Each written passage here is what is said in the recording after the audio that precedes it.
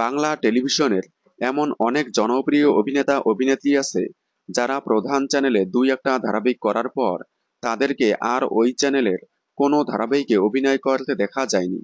ওই চ্যানেল বাদে অন্যান্য চ্যানেলে পার্শ্ব চরিত্র কিংবা প্রধান চরিত্রে অভিনয় করতে দেখা যাচ্ছে।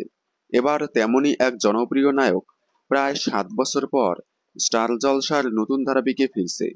জনপ্রিয় অভিনেতা নীল চট্টোপাধ্যায়, যাকে স্টার জলসার মেমবউ ধারাবাহিকে দেখা গিয়েছিল। মেমবউ ধারাবাহিকের পর তাকে স্টার জলসার আর কোনো ধারাবাহিকে দেখা যায়নি। তবে জি বাংলার বেশ কয়েকটি জনপ্রিয় ধারাবাহিকে দেখা গিয়েছিল। ত্রিনয়নী, খেলনাবাড়ি এবং বর্তমানে কোন গোপনে মন ভেসেছে ধারাবাহিকে দেখা যাচ্ছে। এবার প্রায় 7 বছর পর আবারও স্টার জলসার পর্দায় ফিরতে চলেছে অভিনেতা নীল চট্টোপাধ্যায়। স্টার জলসায় আসছে নতুন ধারাবাহিক তেঁতুল পাতা। এই ধারাবাহিকে একটি গুরুত্বপূর্ণ চরিত্রে অভিনয় করতে দেখা যাবে তাকে। শোনা যাচ্ছে ধারাবাহিকে নায়কের কাকার ছেলের চরিত্রে দেখা যাবে তাকে। চরিত্রটি পজিটিভ।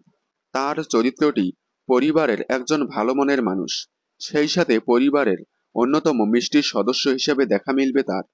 তাহলে আপনারা তেঁতুল পাতা ধারাবাহিকে নীল চট্টোপাধ্যায়কে দেখার জন্য কতটা এক্সাইটেড কমেন্টে জানাবেন।